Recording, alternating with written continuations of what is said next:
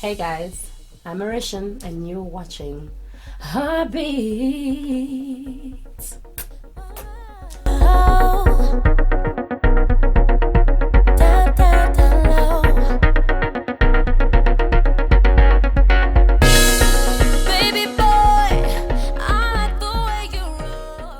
Would you recommend other people to do competitions? Most certainly. I mean, I wouldn't go and do it again. Those long queues, 8,000 people, hot sun, nobody's giving you a glass of water, just drought. But it was a cool experience. I mean, I would definitely advise it. It's an instant platform. I mean, look where I am, because of it, and I'm so grateful. If it wasn't for that, I would probably still be struggling, to just find a portal to get into the music industry. And I think the reality TV shows, like Popstars and Idols and all of those, actually do provide a platform, as much as people think it's rigged and all of these things and it's all about the numbers and the votes and, probably, yeah. But at the end of the day, there's also still something good for you in that, and you have to find the opportunity in that. Yeah. There's a platform, and you will get recognition instantly by the masses. Yeah. People will know you, they'll start knowing your name, start following you on social media, so that's already the groundwork done. And then what happens after the competition is what's going to set you apart from everyone else, that's when the hard work starts. That's when you're going to have to prove yourself. So I would definitely advise people, if there's things like that happening in in and around you, you should definitely, and you want to do it, I would tell them, go for it. And how do you handle the competitiveness of the music industry? At the end of the day, I still believe that if I focus on what I believe will work, also, obviously with the help of some influences in the music industries, like producers or other artists, whatever. It helps, to just keep your eye on the ball. It's mainly the men that's actually they rocking it right now. All the males, from the rappers to house, the DJs, everybody. It's very male dominated. The only competitiveness I would say that I found challenging was just that, being under the thumb of a man, that's either from a label or, is telling me what to do, what to look like, what to sound like. So that has been my only little challenge and hurdle that, that I would like to still overcome. I mean, I'm still facing it now, but it's not impossible, I think it all, boils back to finding people that have the same belief as you, and whose beliefs align with yours. Have your best interest at have your best interest at heart, and believe in your artistry. And I mean, they won't try and change a lot up. They'll definitely bring a good influence and maybe give you some advice on to how to change certain things, but not change who you are. And I mean, I've met a few of those people, in the industry, but there's still a lot of females that struggle with it. I mean, I get a lot of them, especially the young ones coming out, who want me to mentor them, and this whole getting into studio, but you have to kind of either sleep with the producer to get the music done or record. So it's quite tough, to take it's a few girls, and I have to take them under my wing and just try and guide them through this whole process. Because it's gonna happen, and we kind of just have to stay true to ourselves and just keep focus. You have to focus, and not give in to that little. Know that you matter more than that. Matter more than that, because there'll always be another producer, another person you can work with, but you can't work with people that don't believe in the artistry. They just you're just a sex symbol. Yeah, because eventually, in the long run, even if you go for that, you're gonna die inside, Of and then course. what's the point? What's the point? You've done that just to get the beat? I mean, really? Yeah, not worth it. No, it's not worth it. And so it's helped a lot of them, and obviously with my network as well, I've been able to open some doors for them as well. So I just think more women should come together. Yes, we're in a competitive industry, in music, but I still feel like you know, there's a gap. Yeah. There's a gap for us to support each other and to make money together. Yeah. Everything doesn't have to be like, you know, one person. It's all about me. I have to get my way to the top. I also want to look out for, you know, the other females that are also trying and also wanting to get there, you know, because I know how tough it is. It's slightly easier for men. It is slightly easier for them. Damn you guys. Because men at the end of the day, they are competitive, but not, you know, like how females are. So getting music is easy for them, because if you look at it, 90% of producers are male. And yes. Yeah. Do you understand what I'm saying? No, I know what you mean. 90% are production companies, music video production companies. The music industry is a very male dominated industry. It's all male, and males help each other out. They give each other a beer, they smoke weed, and it's like, yay, let's join in this thing, and it's boom. You know, they create magic, and I just feel like we have the opportunity to do the same as women, you know. Yeah, we have the opportunity to do the same. Oh yeah. So let's all just, you know, get down and do this thing and help and push each other. Yeah, I believe that too. Yeah, because it's our industry, you know. Exactly. We can make it whatever we want it to be. Yeah. Do you feel that you're able to create more freely now that you are a solo artist, even though you know you have to dig deeper, you know, reveal yourself more? Yes. 100%. With Jamali, you were kind of packaged for the group. Yeah. You know, clothed for the group. Yeah. We were a manufactured band at the end of the day. And we were told, you're urban pop. This is what you're going to sound like. This is, you know, the look you're going to have, everything. This is your identity, yeah. This is your identity. This is your music. And a lot of the music was given to us, you know, from, you know, overseas publishing, songwriters. And because we were with EMI, you know, obviously through their stable, the songs would, you know, come to us, and it was a lot of like prolific, you know, songwriters, you know, from the N Warren to a bunch of people that wrote for like people like Whitney Houston and Nero, and so it was quite cool for us, you know, to also, you know, listen to the stuff that they had, and it was good, but you know, inside for me as an artist, I was still a songwriter, you know. I started writing at the age of 8. And I wrote songs, you know, and it's something that I would like to also put out there, you know, and because that was a bit more controlled in the group, you know, I couldn't, because the style of music that the group had was very different to what my personal style was. Yeah. And 2 years later, now that I went solo, I mean, it's thrilling, it's exhilarating, you know, to have that kind of freedom to create and be in a space where I can just be, you know, and just write.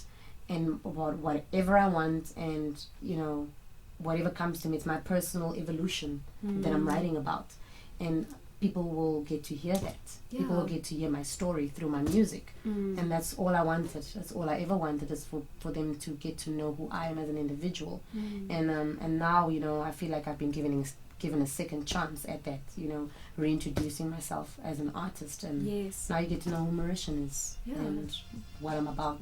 And you get to experience me through my music. If you were given funding to do a creative project that would bring a smile to people's lives, what would you do? Well, there's this thing I would definitely, I mean, it's something that I really want to do still. It's I call it the Jukebox Foundation, and it's really just to, you know, inspire and fund, you know, the education and skills development of kids that really want to be in the music industry. Because I know how tough it was for me coming from a small town. You know, there's not a lot, you know, of access that I had back then. And even now with the internet, and a lot of the people don't even have access to the internet in the small towns. They don't even know. My family don't even, my parents don't even know what's like Twitter or Facebook. And they're like, what's that? I'm like, oh gosh. You know, it's a whole nother world. It's a whole nother world for them. And to still, you know, teach them about technology, I'm like, I would really just love to open like an academy almost, you know, like a Jukebox Foundation Academy. Teaching those basic skills, in various, you know, places. I would start in Stellenbosch, obviously, but I would want to branch out into like more the smaller spaces. I mean, because Joburg and, you know, Cape Town, that's the easy places, you know. It's easy now for people that, you know their way around and can get into the music industry quickly. But for people that's in the smaller towns, difficult to access, even like internet or anything, instruments and little things like that. I would definitely want to have that option. I would do that in a heartbeat. Yeah. In a heartbeat. Yeah, that's cool, man. Definitely. What are the golden rules for managing a successful career and a personal life? Golden rules. Let me think about that quickly. Sure. No, but really, listen to you. Sure. You can. Don't worry. No, well, I mean, the golden rule for me really is just not to mix the two even. I don't mix my personal life with my work.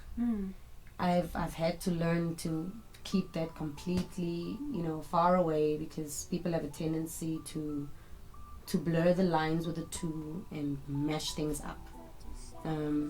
Where my child is concerned, where my love life is concerned, and all of those things. So for me, the golden rule is really just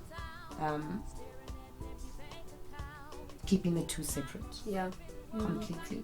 And it works for me.